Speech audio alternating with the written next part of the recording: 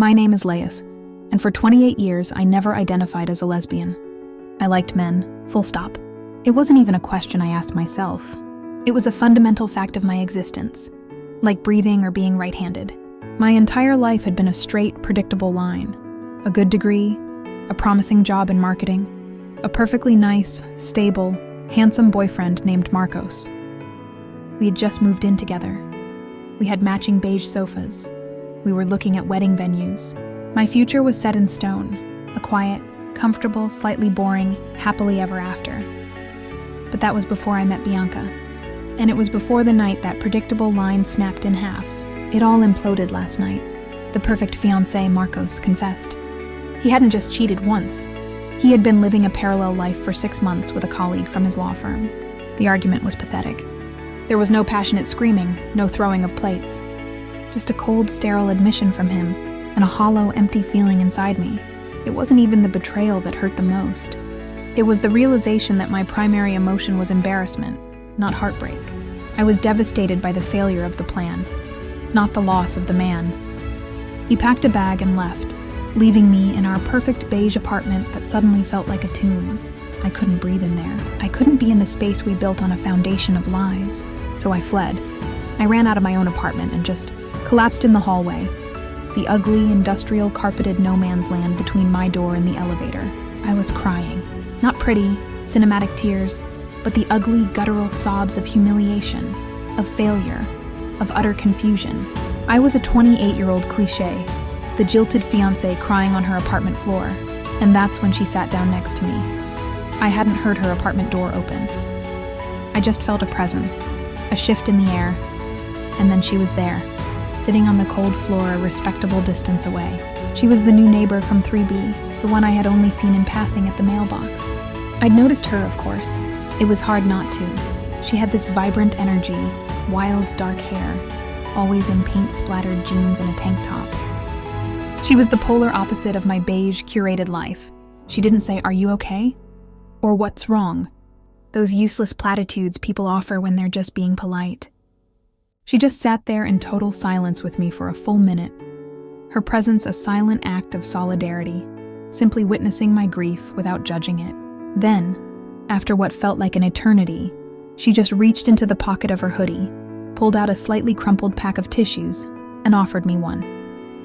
"He's not worth the dehydration," she said, her voice low and warm, like smooth wood. I laughed. It was a horrible, wet, barking sound, but it was a laugh. I took the tissue. "Thanks," I whispered, wiping my face. "It's pathetic, I know." "Grief isn't pathetic," she said, shrugging. "It's just messy." We sat in silence again. And then she held out her hand, palm up. It wasn't a romantic gesture.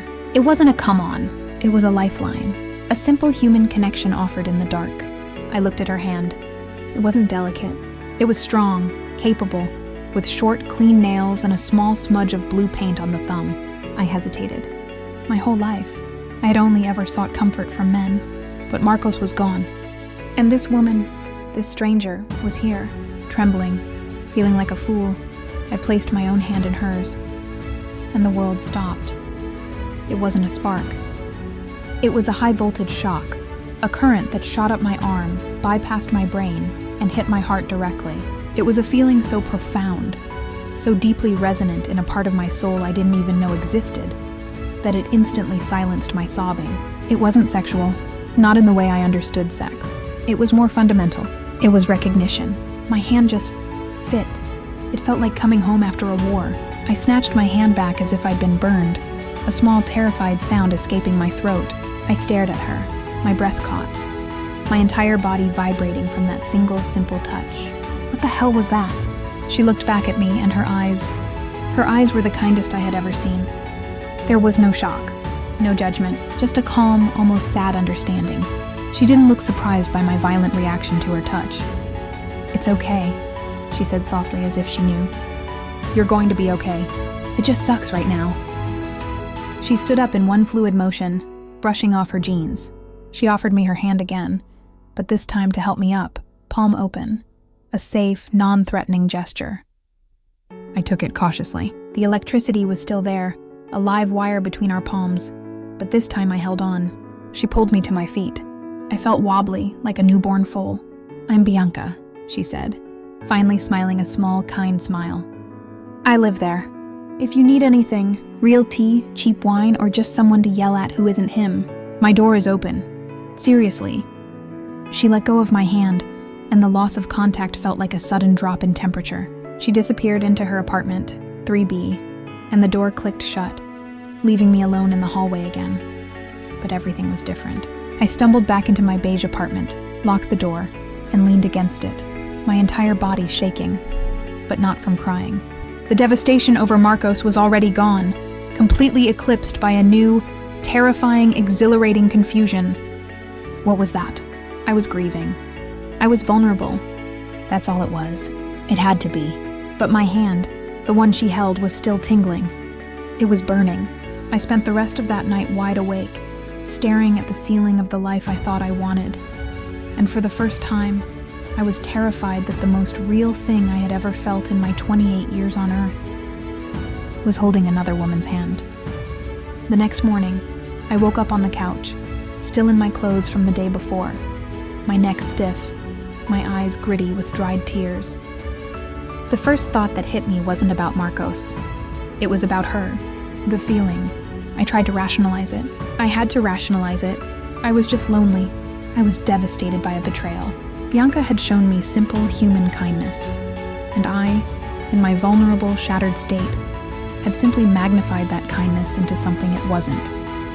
It was projection. It was gratitude. It was a trauma response. It was not attraction. It couldn't be. I spent the day trying to force my old life back into place, to reestablish the normal that had been blown apart. I called Marcos. The conversation was exactly as I expected. Sterile, cold, full of corporate-sounding apologies from him, as if he were closing a bad account. "I'm sorry I hurt you, Lais. It was never my intention to be dishonest." He sounded like he was reading from a script. I didn't feel anger. I didn't feel sadness. I felt bored, a profound, echoing boredom. I felt nothing. "Okay, Marcos," I said, cutting him off mid-apology. "I'll have your things boxed up by the weekend. Please send a courier. I don't want to see you." I hung up the phone.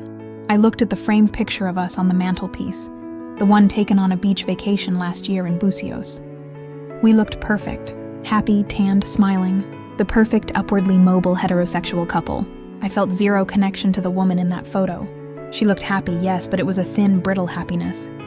It was like looking at a stranger who vaguely resembled me. The apartment felt too big, too beige, too suffocatingly silent. It was a show home we had built together, decorated in safe, neutral tones, greige, taupe, off-white, a testament to a future that was practical, sensible, and utterly devoid of passion. I realized with a sickening jolt that the most intense, electric, real feeling I had experienced within these walls in the 3 years we lived here was the jolt I got from holding my neighbor's hand in the hallway for 5 seconds. This new knowledge terrified me. It made me feel unhinged. I felt like a predator. I felt broken. Bianca was just being a nice person, and my broken, grieving brain had twisted her kindness into something else, something deviant. I decided firmly that I had to avoid her. I would be polite, of course, a quick nod in the hallway, but I had to keep my distance. I couldn't trust myself. My plan lasted until 5 p.m., when I had to take the overflowing trash out. I opened my door, peered down the hallway like a spy in a bad movie. No one. The coast was clear. I grabbed the bag and dashed to the elevator, pressing the button repeatedly as if that would make it come faster. The doors finally opened. I jumped in. Just as the doors were sliding shut, a hand shot out and stopped them. Bianca, of course. She stepped in, smiling, her dark hair pulled up in a messy bun, a smudge of what looked like cobalt blue paint on her cheek. "Hey, trash duty?" she said, holding her own recycling bag. "Hey," I squeaked, flattening myself against the back wall of the elevator. The space felt impossibly small, the air suddenly charged. She smelled amazing, like sandalwood and fresh laundry and something metallic, like turpentine. It was intoxicating. She was wearing running shorts and a simple paint-splattered t-shirt.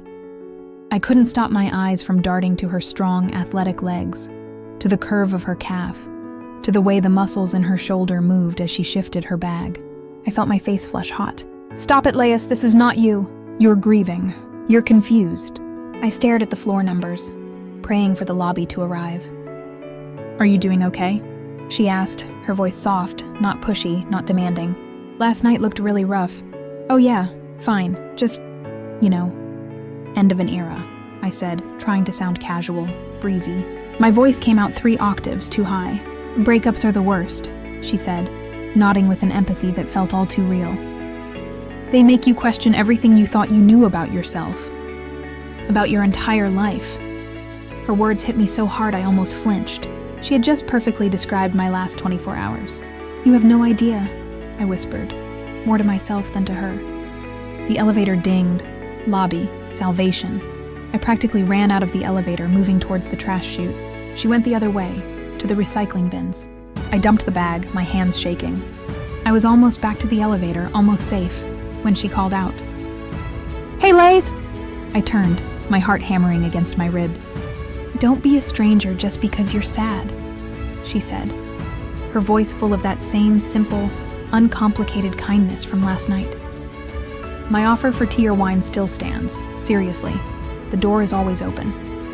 She smiled again, that easy, warm smile that held no agenda, no judgment, and then she disappeared into the stairwell instead of waiting for the elevator. I stood there in the sterile lobby, my heart hammering so hard I thought it might break a rib. The encounter had lasted maybe 90 seconds, but I was sweating. I felt dizzy. It wasn't gratitude. It wasn't projection. I was attracted to her. I, Lais, the woman who had a secret Pinterest board for her wedding veil, was deeply, terrifyingly, undeniably attracted to my female neighbor. I didn't know what to do with this information. It felt like holding a live grenade. I went back up to my beige apartment, and the silence I was left with was no longer just the silence of loneliness. It was the deafening, roaring sound of my entire identity starting to crack and crumble to the ground. I avoided her for 3 solid days. It was a pathetic, juvenile display. I used the stairs, descending 8 flights just to avoid the possibility of sharing the elevator. I ordered food delivery that I couldn't afford, instead of going to the grocery store. I felt like a teenager hiding from a crush, which was ridiculous. I was a 28-year-old woman, a marketing executive, a person who was supposed to be in control. But every time I heard a door open in the hallway, my heart leaped into my throat, a frantic bird in a cage. I was going insane. The silence of the apartment, once just sad, was now oppressive. It gave me too much time to think, to analyze, to feel. The memory of her hand holding mine, the accidental brush of her knee in the elevator. These tiny, insignificant moments played on a loop in my head, drowning out the memories of my entire relationship with Marcos. On the 4th day, a Wednesday night, I couldn't take it anymore. The loneliness was crushing me, but more than that, the curiosity was killing me. I needed a pretext. I needed a reason to see her, a reason that wasn't. I think I'm having a full-blown identity crisis, and you're the cause. I looked in my pantry. Full. I looked in my fridge. Full. I took the brand new, unopened bag of sugar from my pantry, tore it open, dumped half of the contents directly into the trash can, and then stared at myself in the reflection of the microwave. You're insane, I whispered to my reflection, but I grabbed the half-empty bag anyway. My hand trembled as I walked across the hall. I stood in front of 3B for a full minute, my heart hammering. I was about to turn around, to retreat back to my beige prison, when I forced my fist to knock. Knock. Knock. Knock. The door opened almost immediately. Bianca was standing there in paint-splattered overalls, a smudge of dark blue paint on her cheek, and her dark hair piled on top of her head in a way that looked effortlessly, infuriatingly beautiful. She was barefoot. Hey, Lais, she said, looking surprised but genuinely pleased to see me. Hi. This is so stupid, I stammered, holding up the bag of sugar like a pathetic white flag. I'm in the middle of baking cookies for my parents, and I ran out of sugar. Do you have any I could possibly borrow? Bianca just smiled. That knowing, kind, infuriating little smile that made me feel simultaneously transparent and completely safe. Baking cookies, huh? At 8 p.m. on a Wednesday? Ambitious. She stepped aside, opening the door wider. Come on in. I'm sure I have some in the chaos somewhere. I stepped inside, and it was like walking into another world. Her apartment was the complete polar opposite of mine. Where mine was beige, sterile, and silent, hers was a riot of color, sound, and life. The walls were painted a deep, warm teal. Bookshelves overflowed onto the floor. Plants spilled from pots, hanging from the ceiling, creating a lush green canopy. A jazz record was playing softly on a vintage turntable. And it smelled alive, like turpentine, fresh coffee, and cinnamon. "Sorry about the mess," she said, navigating through canvases stacked against the wall. "I'm working on a new commission, and it's fighting me." "You're an artist?" I asked, my eyes drawn to a huge canvas on an easel, a depiction of a stormy, violent ocean that was both beautiful and terrifying. "I am. It pays the bills." "Mostly?" she said, disappearing into her small, equally chaotic kitchen. "So, cookies. What kind are we baking tonight?" Chocolate chip?" I lied again, feeling more stupid by the second. She emerged with a small glass jar of raw sugar, holding it out to me. "Here you go. So, how are you really doing, Lais? Aside from the fictional cookies." I hadn't planned on talking. I had planned a surgical, 5-minute in-and-out mission. But standing there, in the warmth of her creative, lived-in space, surrounded by her energy, the dam I had been building for my entire life just broke. I started talking, and I couldn't stop. I told her about Marcos, not just the cheating, but the crushing boredom, the feeling of settling for a life that was good enough, the intense pressure from my parents to get married, to follow the script. I told her about the hallway, about feeling like a complete failure, about how my perfect life plan had been a lie. I talked for an entire hour, sitting on her worn, comfortable velvet sofa, and I started crying again. But this time it wasn't the ugly, racking sobs of the hallway. It was the cleansing, healing cry of a genuine confession. Bianca didn't interrupt. She didn't offer platitudes. She just sat cross-legged on the floor, listening. She really listened, her head tilted, her eyes focused on me with an intensity that made me feel like I was the only person in the world. When I finally finished, exhausted and empty, I felt lighter than I had in years. "I'm so sorry," I said, wiping my face. I dumped my entire life on your floor." "That's okay," she said softly. "It looks like you needed to get it out. And you know, Lais, a broken engagement isn't a failure. It's a successful extraction. You escaped a life that wasn't meant for you." Her words hit me with the force of a revelation. "A successful extraction. Come on," she said, standing up. "You're not baking, and I'm not painting anymore tonight. Let's watch a movie. A stupid one, with explosions. My treat." We ended up watching some mindless, loud action movie. We sat on her sofa, a safe, respectable distance between us, sharing a giant bowl of popcorn she made on the stove, and it was perfect. It was the easiest, most comfortable evening I'd had in maybe ever. I wasn't performing. I wasn't Marcos's girlfriend. I was just Lais, until it wasn't easy anymore. Midway through the film, during a quiet, stupid dialogue scene, she shifted to grab more popcorn from the bowl between us. Her knee accidentally brushed against mine. It was nothing. A simple accidental touch of two knees, fabric against fabric. But for me, it was a lightning bolt. It was the same jolt from the hallway, magnified 1,000 times. I flinched so hard I spilled the entire bowl of popcorn onto the floor. "Oh, sorry." "My bad," she said, grabbing a napkin, completely oblivious to the nuclear bomb that had just gone off in my nervous system. "No, I'm sorry," I said, my voice suddenly high and thin. I jumped up from the sofa as if it were on fire. I have to go. I just remembered. I have a work thing, an email, a very important email. Thank you for the sugar, and the movie, and for listening." I was babbling. I was a complete mortifying idiot. I fled her apartment, stumbling back to my own beige prison, my heart hammering so hard I thought it would break. I locked the door, leaned against it, and slid to the floor, my entire body shaking. The confusion was back, 10 times stronger, 10 times more potent. It wasn't just gratitude. It wasn't just friendship. The simple, non-sexual, accidental touch of her knee had set my entire body on fire. I was in deep, deep, terrifying trouble. I was in freefall. The panic that set in was unlike anything I had ever experienced. I couldn't eat. I couldn't sleep. My work, which had always been my refuge, became impossible.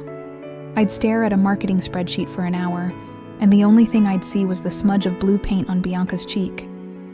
I spent hours in the shower, just standing under the scalding hot water, trying to scrub the feeling of her touch off my skin, as if I could wash away this new, terrifying part of myself. I was 28 years old, a rational, educated adult, and I was having vivid, waking dreams about my neighbor's knee. I was losing my mind. This wasn't me. I liked men. I had loved Marcos. Or had I? This was the question that haunted me in the 3 a.m. darkness. I looked back on my entire relationship with him. The dates, the proposal, the sex. It was all fine. It was pleasant. It was what you were supposed to do. You found a nice, stable man. You built a nice, stable life. It was safe. It was comfortable. But it was never electric. It was never the terrifying, gut punch, can't breathe feeling I got when Bianca simply smiled at me in the elevator.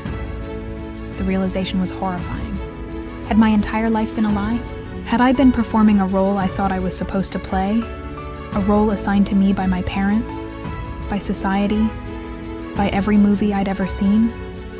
I had to fix this. I had to prove to myself, beyond a shadow of a doubt, that I was still normal, that this Bianca thing was just a temporary insanity brought on by trauma. I did the only thing I could think of. I called Marcos. I needed to see him, to feel that old, familiar normalcy. "Hey," I said, when he finally answered, sounding annoyed and distant. "Can we talk? I made a mistake. I think I miss you." The silence on his end was heavy, filled with pity. "Lais, what are you doing?" "I'm with someone. I'm with Anne, the woman I was. Well, I'm moving in with her next week. I'm happy. You need to move on." "Oh," I said. My voice was small, barely a whisper. I braced for the impact, for the wave of devastation, for the jealousy, for the loss. Instead, I felt nothing. A vast, echoing, hollow void. No, not nothing. I felt relief. I was actively relieved that he had said no. I was terrified he might say yes.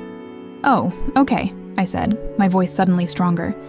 "Well, good for you, Marcos. I'm happy for you. Goodbye." I hung up the phone. That was it. The final nail in the coffin of my old life. The normal I was trying to run back to had bolted its doors, and I was profoundly glad it was gone. This left me with only one terrifying, unavoidable truth. The problem wasn't Marcos. The problem wasn't my vulnerability. The problem was Bianca. Or, more accurately, the problem was me. I was falling for her. Really, truly, inescapably falling for her. And it was the most terrifying thing that had ever happened to me.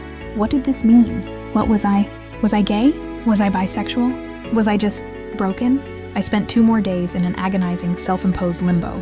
I saw her in the hallway, and I practically ran in the other direction, muttering something about a conference call. I knew I couldn't keep living like this, in this state of constant low-grade panic. I couldn't be her friend. The friendship was a lie. It was a torture. I had to end it. I had to tell her something. I didn't know what. I rehearsed 1,000 speeches in my head, standing in front of my beige walls. "Bianca, I'm sorry, I can't hang out anymore. You make me confused. Bianca, I'm moving to another country. Bianca, I have a weird neighbor crush on you. Please ignore me." They all sounded completely insane. Finally, on Friday night, after drinking 2 large glasses of wine too quickly for courage, I found myself standing outside her door, 3B. My hand was raised to knock, but I couldn't do it. I stood there for a full minute, shaking, arguing with myself. I was about to turn around to retreat back to my safe prison when the door opened. She was standing there in her painting overalls, holding a takeout bag that smelled like Thai food. She looked surprised. "Lais, hi, were you coming to see me?" My rehearsed speeches evaporated. The wine, the fear, the confusion, and the overwhelming, suffocating desire just bubbled up and spilled out of me in the messiest, most mortifying way possible. "I can't be your friend," I blurted out. Her smile faded instantly, replaced by a look of deep confusion and hurt. "What? Did I do something wrong? I thought we were having fun." "No, I did," I said, my voice cracking, and I could feel the hot, humiliating tears coming. I can't just be your friend. I can't just watch movies with you. When you touched my knee, I panicked. When I see you in the elevator, my heart stops. I'm having feelings for you, Bianca. Feelings I don't understand. Feelings I've never had for anyone. And it's terrifying me. I'm not gay. I've never been gay. I don't know what's happening to me, but I can't breathe when I'm around you. And I'm sorry. I'm so sorry. I was fully sobbing now. A complete, snotty, hiccuping disaster. Right there in the hallway again, for the second time. I had just dumped the most confusing, awkward, unhinged confession on this poor woman who had only ever been kind to me. I waited for her to look disgusted, to laugh, to politely but firmly close the door in my face. Bianca just looked at me. She didn't look shocked. She didn't look angry. She just looked incredibly profoundly sad. She set her takeout bag on the floor, took my trembling hand, the same hand as before, the same damned electricity, and gently pulled me inside her apartment. She closed the door, shutting out the world. She didn't let go of my hand.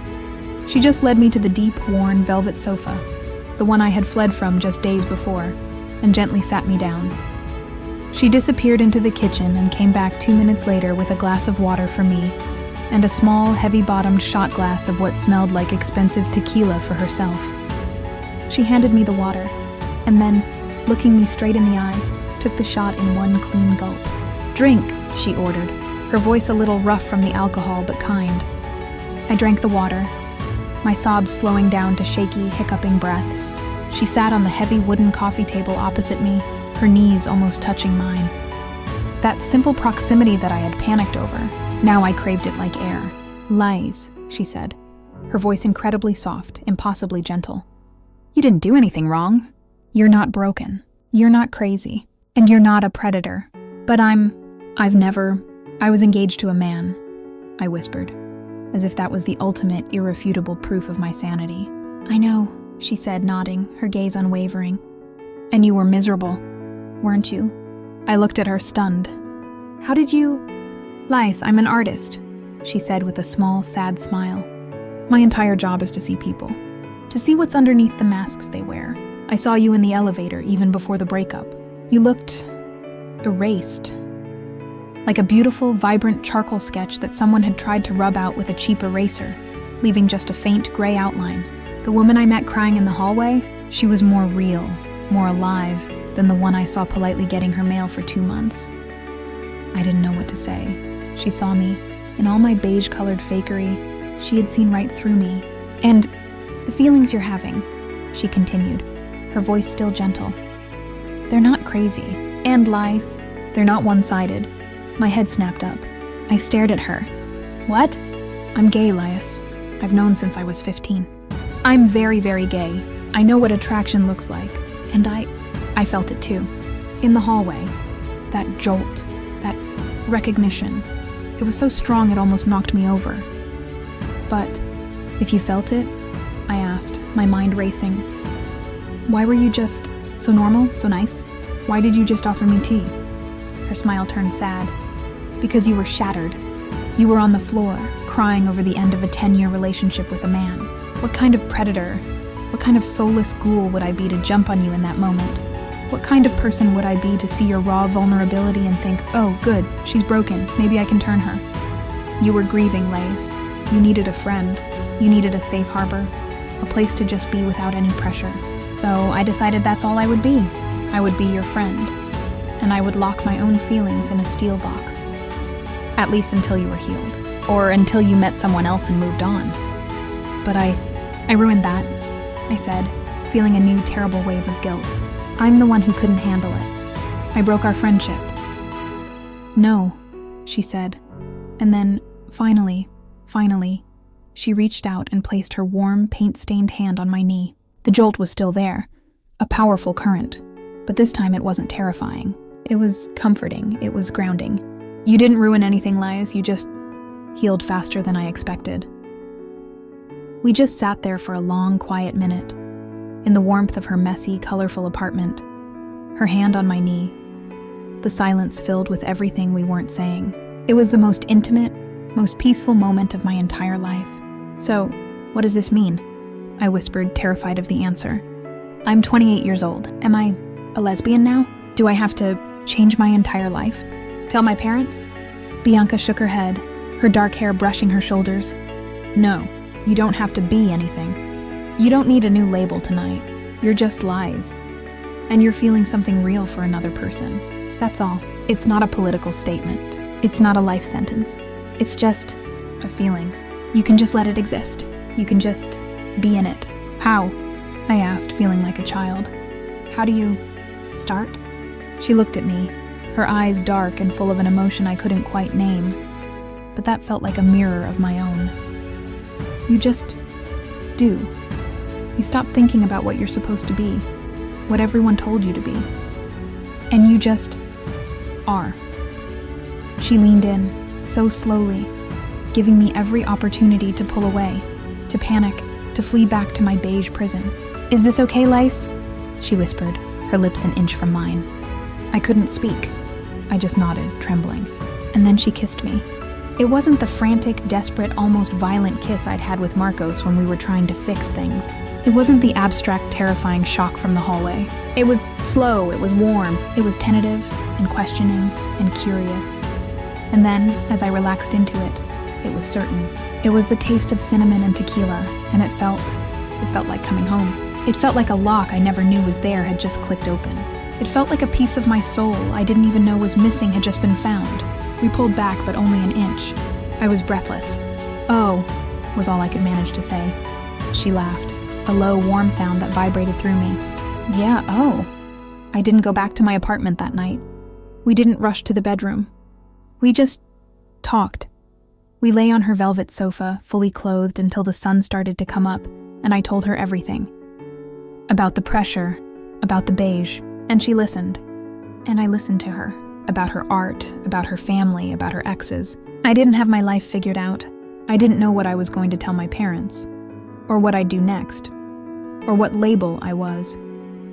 But as I finally fell asleep, with my head on her shoulder and her hand holding mine, and this time, I didn't pull away, I knew one thing for sure. My old life, the straight, predictable line, was over. It hadn't failed. It had been a successful extraction. And for the first time in my life, I wasn't scared. I was in the harbor. I was safe.